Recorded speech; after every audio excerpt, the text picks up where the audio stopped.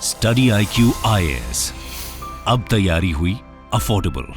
नमस्कार दोस्तों क्या आपने रिसेंटली खबर सुनी है कि दिल्ली में भारत का पहला एयर ट्रेन आने वाला है। या आप देख सकते हो खबर, Delhi airport to get India's first air train will connect terminal 1 with terminal 2 and 3। और इसी के बारे में हम डिटेल से चर्चा करेंगे कि आखिरकार एयर ट्रेन होता क्या है, इसकी कॉस्ट कितनी आएगी, क्या सुविधाएं होंगी, काफ़ी कुछ आपको जानने को मिलेगा। चलिए आगे बढ़ते हैं, लेकिन उससे पहले मैं आप सबको बता दूं कि आप में से जो भी लोग 2025 की यूपीएससी की तैयारी कर रहे हैं, हमारा जो आखिरी प्रतिज्ञा प्लस बैच है, इसको आप सबसे कम दाम पर ले सकते हैं by using the code Ankit live to get maximum discount. और इसका जो लिंक है वो कमेंट सेक्शन में दिया हुआ है। लेकिन इसकी सबसे खास बात यह है, अगर आप ये बैच ज्वाइन करते हो और 2025 का सिर्फ अगर आप प्रीलिम्स भी क्रैक कर लेते हैं तो पूरा का पूरा फीस आपका रिफंड कर दिया जाता है। और इसके अलावा अगर आप एमसीक्यूज अटेम्प्ट करना चाहते हैं तो मेरे इंस्टा पेज पर जाइए, वहां पर स्टोरीज में जितने भी एमसीक्यूज हैं उसको भी आप अटेम्प्ट कर पाएंगे। तो चलिए शुरुआत करते हैं और सबसे पहले ये देखते हैं कि एग्जैक्टली हो क्या रहा है। देखिए, अगले कुछ सालों के अंदर बताया जा रहा है कि जो दिल्ली में एयरपोर्ट है, एंड आई एम श्योर कि आप में से जिन लोगों ने भी दिल्ली के एयरपोर्ट को एक्सपीरियंस किया होगा, कभी आपने दिल्ली से फ्लाइट पकड़ी होगी, तो आई एम श्योर आपने देखा होगा टिकट पे पहले आप इंश्योर करते हैं कि वो टर्मिनल कौन सा है, क्या वो फ्लाइट टर्मिनल 1 से जा रही है, क्या 2 से जा रही है, क्या फिर वो 3 से जा रही है। इनफैक्ट मैं आपको मैप के थ्रू दिखाता हूं, ये आप देख सकते हैं, ये दिल्ली एयरपोर्ट है। तो यहां पर क्या है ना कि किस टर्मिनल से जा रही है बहुत इंपॉर्टेंट हो जाता है, और इस चक्कर में कई लोगों की फ्लाइट भी मिस हो जाती है। तो यहां पर अगर आप देखोगे तो ये है आपका टर्मिनल 1, ठीक है। उसके बाद यहां पर लेफ्ट साइड में अगर आप देखोगे तो यहां पर आपको टर्मिनल 3 देखने को मिलेगा, और उसी के पास टर्मिनल 2 है। मतलब टर्मिनल 3 और 2 एकदम बगल में ही है। लेकिन टर्मिनल 1 जाने के लिए अक्सर लोग जो है यहां पर डीटीसी की जो बस होती है उसको पकड़ते हैं। वहां से रेगुलर जो सर्विस है वो प्रोवाइड की जाती है एयरपोर्ट के टर्मिनल चेंज करने के लिए।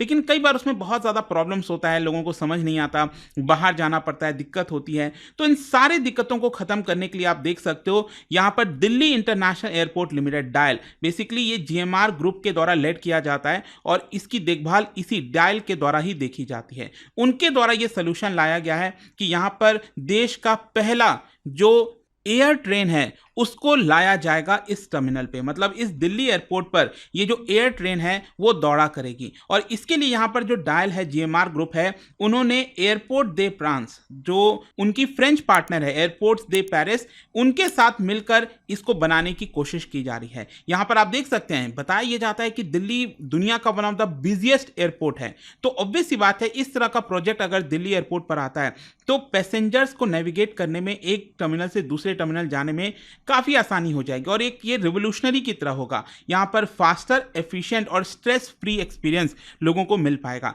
लेकिन पहला क्वेश्चन यहां पर यह आता है कि आखिरकार ये एयर ट्रेन होती क्या है, क्योंकि कई लोग ये सोच सकते हैं इसके नाम से एयर ट्रेन का मतलब कुछ हवा में कुछ इस तरह की चीजें चलेगी, कुछ क्या होगा आखिरकार। देखो, ऐसा कुछ नहीं है। नॉर्मली आपने जो मेट्रो ट्रेन टाइप देखा है ना, उसी प्रकार का होता है। इसको स्काई ट्रेन भी कहते हैं। ग्लोबली अगर आप दुनिया में देखोगे बहुत जगहों पर, मुझे याद है कुछ साल पहले जब मैं दुबई गया था तो वहां पर भी टर्मिनल पर, एक टर्मिनल से दूसरे टर्मिनल जाने के लिए यहां पर जो ट्रेन है उसका सहायता लेना पड़ता है, ये स्काई ट्रेन का।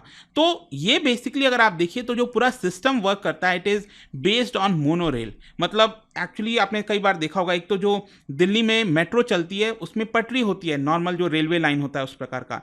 लेकिन मोनोरेल का मतलब एक ही ट्रैक पर जो मेट्रो है इस तरह की वो चलती है, तो ये मोनोरेल की तरह होता है। और एयर ट्रेन का मेन गोल ये होता है, मेन मकसद होता है कि पैसेंजर्स को एक टर्मिनल से दूसरे टर्मिनल ले जाया जा सके स्मूथर मैनर में, उनको कोई प्रॉब्लम ना आए। यहां पर अगेन आप देख सकते हैं, बताया जा रहा है कि दिल्ली में जो एयर ट्रेन बनेगा वो उसका टोटल डिस्टेंस करीब 7.7 किलोमीटर होने वाला है। एंड इसमें टोटल 4 स्टॉप होंगे, टर्मिनल 2, 3, टर्मिनल 1, एरो सिटी और कार्गो सिटी। देखिए, आप में से जो लोग दिल्ली में रहते हैं या फिर आसपास रहते हैं, आपको पता भी होगा कि एरो सिटी एक बहुत इंपॉर्टेंट हब बन गया है। ये आप देख सकते हैं यहाँ पर एयरपोर्ट है, टर्मिनल 2 है, 3 है, ये टर्मिनल 1 हो गया। तो ये जो एरो सिटी, यहाँ पर बहुत सारे hotels, luxurious hotels, malls type के भी वहाँ पर लोग जाते हैं, पार्टी करते हैं। तो खैर यहाँ पर बेसिकली बताया जा रहा है टोटल 4 स्टॉप बनेंगे। एक तो टर्मिनल 2 और 3 के लिए एक सिंगल स्टॉप होगा। फिर दूसरा, यहाँ पर अगर आप ध्यान से देखेंगे तो कई सारे कस्टम, मतलब वहाँ पर जो कार्गो वाले हैं, कई सारे कार्गो कंपनीज हैं, जो सामान आता है जाता है, तो वहां पर एक स्टॉप होगा, फिर एरो सिटी के लिए एक स्टॉप होगा और यहाँ पर एक और जो टर्मिनल 1 है। तो इस तरह से कहीं ना कहीं पूरा जो ये जो एयर ट्रेन है वो कनेक्ट करने की बात कही जा रही है। तो इसकी वजह से ओवरऑल यहाँ पर कनेक्टिविटी तो बढ़ेगी, लेकिन साथ ही साथ पैसेंजर की जो कन्वीनियंस है, जो एयरपोर्ट सर्विस क्वालिटी होती है, जो कार्बन फुटप्रिंट है, अभी क्या बसेस वगैरह चलती हैं, तो वो सारी चीजें यहाँ पर कम हो जाएंगी। खैर, यहाँ पर अगर आप बात करें why is it needed eight Delhi airport, इसकी जरूरत क्या है? देखो, करेंटली दिल्ली एयरपोर्ट देश का बिजिएस्ट एयरपोर्ट है। 70 मिलियन पैसेंजर्स हर साल ये हैंडल करता है और बताया जा रहा है कि अगले 6 से 8 वर्षों में ये फिगर डबल हो जाएगा, करीब 130 मिलियन। और इस टोटल पैसेंजर्स में अगर आप देखोगे तो इसमें से 25% पैसेंजर्स होते हैं ऐसे जिनको जो ट्रांजिट फ्लायर्स होते हैं, मतलब वो दिल्ली उतरते हैं फिर यहां से दूसरी फ्लाइट पकड़ते हैं, तो उनको टर्मिनल कई बार चेंज करना पड़ता है। तो ऐसे 25% पैसेंजर्स हैं, तो उनके लिए बहुत जरूरी हो जाता है इस तरह की सुविधा लाना। और कहीं ना कहीं जो जिस प्रकार से ट्रैफिक बढ़ रहा है, वॉल्यूम बढ़ रहा है लोगों का, ये कहीं ना कहीं आगे चलकर काफी फायदा देने वाला है। अब क्वेश्चन यहां पर यह है कि ये रेडी कब तक हो जाएगा? देखो, बताया जा रहा है कि इसका जो पूरा टेंडर है, जो बिडिंग वगैरह होता है, वो अक्टूबर नवंबर में रिसीव होगा और जो विनर है वो कई सारे बेसिस पर तय किया जाएगा। एक तो कॉस्ट कितना लग रहा है उसको बनाने का, फिर दूसरा क्या वो रेवेन्यू शेयरिंग मॉडल पर होगा, मतलब जब आप ये यूज करोगे ट्रेन को, एयर ट्रेन को, तो हो सकता है आपको कुछ चार्जेस देने हो, तो क्या वो सरकार के साथ, किसके साथ शेयर होगा रेवेन्यू? इसके अलावा यहाँ पर क्या वायबिलिटी गैप फंडिंग करनी होगी, पूरा प्रोजेक्ट का जो कॉस्ट है क्या वो फंड करेगी सरकार, क्या होगा? फिर यहां पर अगर सब कुछ ठीक हुआ तो मोस्ट प्रॉब्ली बताया जा रहा है कि इस साल के एंड तक, इस फिजिकल ईयर में बताया जा रहा है कि जो अवार्ड है वो दे दिया जाएगा जिसको भी टेंडर देना है। एंड मोस्ट प्रॉब्ली 2027 खत्म होते होते जो पूरा काम है इसका, एयर ट्रेन का, वो कंप्लीट हो जाएगा और आप उसका इस्तेमाल कर पाएंगे।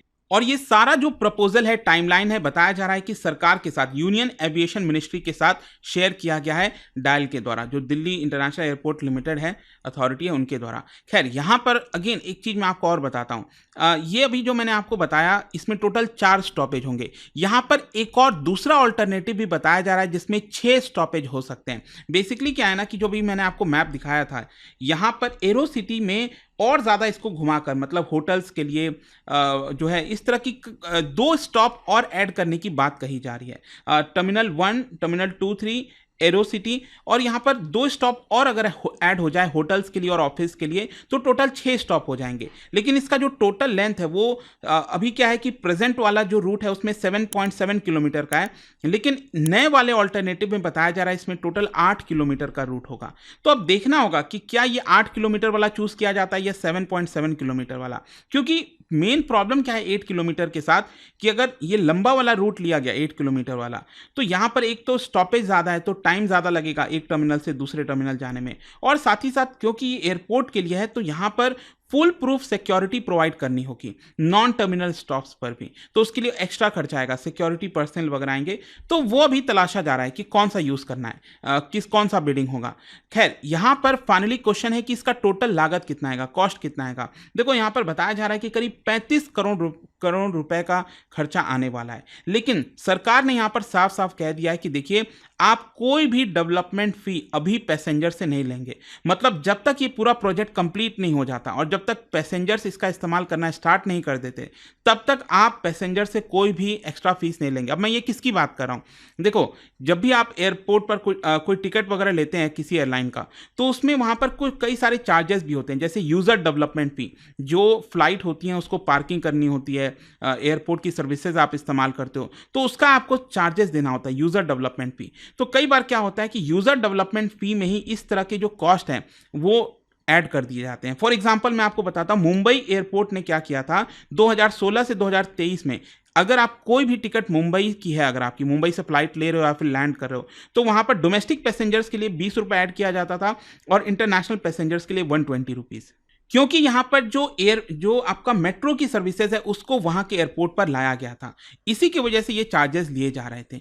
तो यहां पर कॉस्ट बढ़ जाता है, आपका फ्लाइट का टोटल कॉस्ट बढ़ जाता है, लेकिन सरकार ने कहा है कि जब तक ये बनकर तैयार नहीं हो जाता तब तक आपको कोई भी कॉस्ट नहीं लेना है। वैसे मैं आपको बता दूं, दुनिया भर में अगर आप देखिए तो यहां पर इस तरह के जो सर्विसेज होते हैं वो फ्री ऑफ कॉस्ट होता है। जैसे कि मैं दुबई में, जो मैं आपको बता रहा था एग्जाम्पल, तो मैंने भी वहां से जब ये लिया था स्काई ट्रेन या फिर एयर ट्रेन, तो उसके लिए मुझे आई डोंट थिंक कि मुझे कोई पे करना पड़ा था उसके लिए, that was free of cost.